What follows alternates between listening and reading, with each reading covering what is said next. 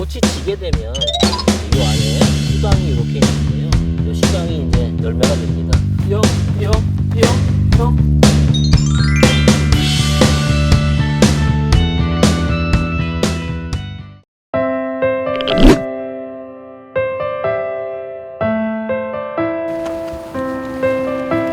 네, 이쪽에도 있고 여기도 있고 돌단풍을 보러 왔습니다. 이렇게 세 군데에 있는 이 돌단풍이 저희가 기후변화 모니터링을 했던 대상 중입니다. 이렇게 이른 봄에 피기 때문에 얘네들은 이른 봄에 싹 나오는 것부터 꽃알에 올라오는 거, 꽃이 핀 거, 열매 맺은 거, 그다음에 잎이 이제 사라지는 것까지 계속 관찰을 해와서 정이 좀 있는 아이들이죠. 그래서 항상 물가에 있고 이제 꽃이 일찍 피기 때문에 돌단풍은 우리가 아주 이제 계곡가라든가 그다음에 뭐 동강 같은 강가 이런 데 가면 아주 흔하게 볼 수 있는 그런 식물이죠. 왜 돌단풍인가요? 혹시 이름이 좀 특이하죠? 돌단풍이라는 것은 돌 이렇게 바위지대에 피고 그다음에 잎이 단풍잎 같다 이런 거거든요. 여기 보시죠. 여기 이제 벌써 잎이 펴진 게 있는데 이런 거 정도면요 저희 기후변화 모니터링을 하면 개엽으로 이렇게 기록을 할 수 있겠습니다. 그래서 이런 것들이 요게 잎이 단풍잎처럼 생겼다고 그래서 돌단풍이라고 합니다. 이게 이제 국가표준식물 목록에 등재된 정식 국명인 거죠. 그런데 얘는 별명이 있는데요. 별명이 훨씬 더 좋습니다. 바위나리 또는 바우나리라고 합니다. 네, 바위에 핀 나리, 백합 뭐 이런 백합하고 비슷한 그런 예쁜 꽃이다라는 뜻이죠. 멋있지 않습니까? 이렇게 순우리말도 가끔은 이렇게 좋은 거 많으니까 국명을 또 바꿔주는 것도 나쁘지는 않을 것 같다는 생각을 조심스럽게 해봅니다. 예. 여기 또 제가 계속 기후변화 모니터링 때문에 관찰했던 식물이 있는데 둥근잎 꽁해비름이라는 것입니다. 얘가 얼마 전까지만 해도 멸종위기 이후까지 지정됐었는데 지금은 아마 해결되지 않나 싶어요. 둥근잎 꽁해비름은요 이렇게 이른 봄에 벌써 새싹이 확 나옵니다. 그래서 얘도 일찍 피니까 얘를 보러 항상 나옵니다. 기후변화가 있으면서 그 식물들이 거기에 적응해서 꽃이 점점 일찍 피우고 막 하잖아요. 그래서 그런 거를 계속해서 모니터링 하는 게 바로 기후변화 모니터링입니다. 그래서 그걸 꾸준히 해서 10년 이상 데이터가 쌓였거든요. 앞으로도 계속해서 10년의 데이터가 쌓이게 되면 기온의 변화가 어느 정도 있었을 때 식물의 그 변화는 어느 정도 있는가 이런 것들을 체크할 수 있겠죠. 그렇게 되면은 이제 앞으로 기온이 또 더 높아질 거 아니에요. 그렇게 되면은 식물들을 어디에다가 심으면은 또 어떻게 관리를 하면은 된다라고 하는 이제 그 잠정적인 결론을 내릴 수 있기 때문에 우리가 기후 변화에 대처할 수 있는 것이죠.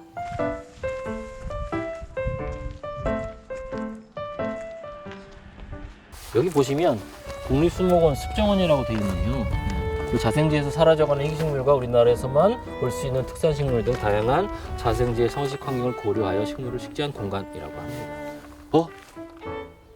저쪽에 드디어 보라색 꽃이 나타났습니다. 깽깽이풀 같은데요? 깽깽이풀을 보러 한번 가시겠습니다. 깽깽이 풀입니다. 예, 지금 햇볕이 이렇게 내리쬐고 있는데 얘는 이렇게 햇볕이 잘 드는 데 심어주면 좋거든요. 그래서 아침에 좀 우리가 이제 우리 수목원은 좀 기온이 좀 낮잖아요. 그래서 오므리고 있다가 꽃봉오리를 햇볕이 들면 쫙 펼칩니다. 이 깽깽이 풀은요 개화 기간이 굉장히 짧습니다. 이렇게 딱 폈다가도요 어느 한순간에 바람이 많이 불거나 비가 확 내려버리잖아요. 그걸로 그냥 종료입니다. 개화가. 그 정도로 꽃잎이 연약해요. 왜 깽깽이 풀일까 이름이 그죠? 순우리말 같은데 그죠? 이 깽깽이 풀은 꽃이 지게 되면 이제 이 안에 씨방이 이렇게 있는데요. 이 씨방이 이제 열매가 됩니다. 그래서 열매가 여기 벌써 열매가 돼가고 있는 게 있네요. 여기 열매가 돼가고 있네요. 이렇게 열매가 되기 시작하면 나중에 열매가 성숙하게 되면 개미가 왔다 갔다 합니다. 왜냐? 씨를 가져가기 위해서. 그 씨 안에는요, 씨의 표면에는요, 얼라이오솜이라고 하는 물질이 붙어 있습니다. 일종의 그전에는 이제 당분체라고 번역을 했었는데 전부 다 당분체인 거는 사실은 아닌 것 같아요. 근데 어쨌든 그 물질을 개미들이 굉장히 좋아합니다. 단맛이 나니까.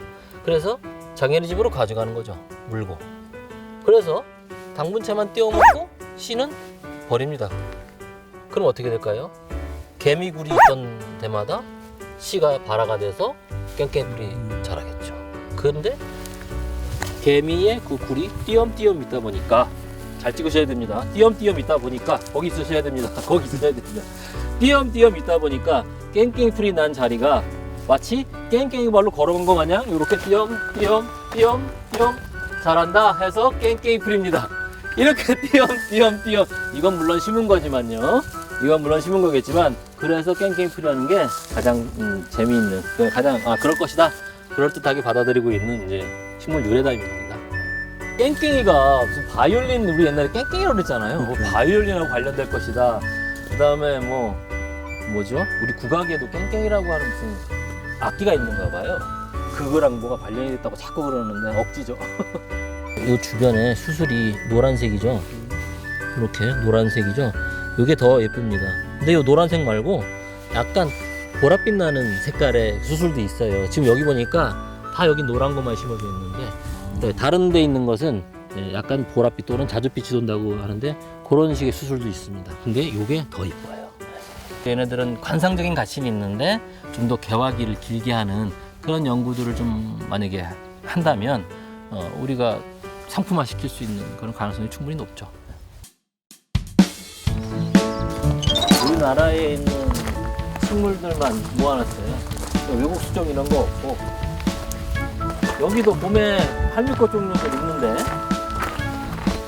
동방할미꽃 있고 막 이런데 여기에 여기 막 할미꽃 올라오죠. 여긴 그래도 예쁘게 많이 올라왔네. 여기 노랑할미꽃도 폈네요. 이것도 노랑할미꽃이다. 이거.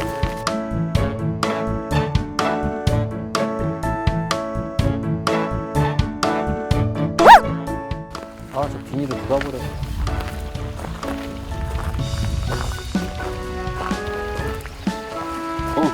올챙이 봐. 올챙이 봐. 이거 다 올챙이야. 너무해. 얘들아, 징그럽다. 이거 북방산 개구리인가? 우와. 우와, 이거 봐. 야, 얘네들 이러다가 나중에 서로 잡아먹고. 아니, 이렇게 많어?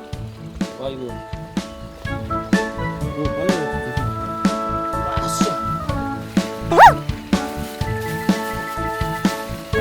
우와, 그렇지. 이런 거 저런 거 많이 있습니다. 다 이게 한국에 있는 거. 여기도 다. 지금 뭐 이렇게 변화가 없는 것 같은데요. 좀 지나면 저쪽에도 무릉덩이 하나 있는데 그쪽에도 이제 습지 쪽에 희한한 식물들 많이 심어져 있고요. 여기에도 사실은 다양한 식물들이 심어져 있습니다.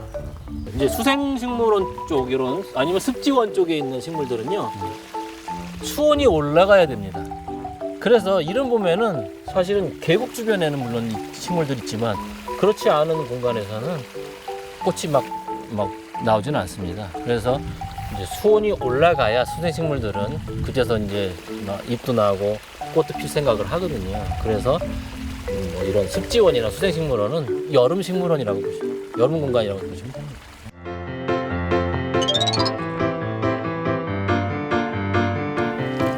여기는 그 만병초원이라고 하는 곳인데요.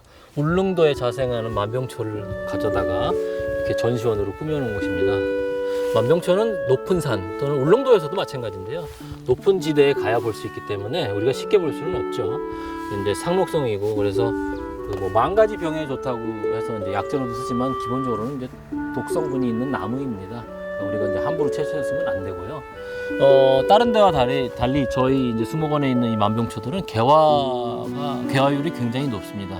그래서 뭐 그렇다고 해서 다 피는 건 아니지만 이제 굉장히 많이 피기 때문에 6월 정도에 오시면 만병초 꽃을 원 없이 보실 수 있을 것이라고 장담합니다. 아주 싱싱한 초록색을 사계절 유지하고 있는 곳이라고 보시면 됩니다. 어떻게 보면 자연에는 다 이렇게 질서가 있죠. 마구잡이로 피는 게 아니라 지금 같은 봄에는 계곡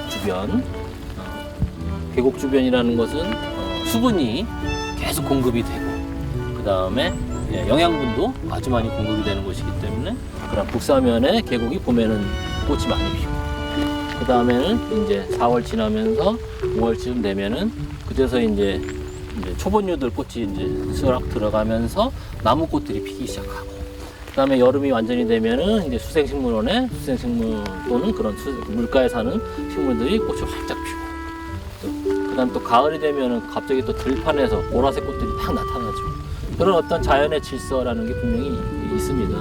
그런 질서를 만약에 어긴다면 그런 생태계 구성원으로서 살 수는 없는 것이죠. 사람도 마찬가지입니다. 이 우리가 사회 구성원으로서 산다는 것은 이 사회의 질서를 지키고 산다는 것이거든요. 그래서 그 질서에 순응하고 적응하면서 계속해서 살아나가는 것, 그것이 바로 인간의 또 삶이 생태계 안에 있기 때문에 다 서로 다 일맥상통하는 진리라고 보시면 됩니다.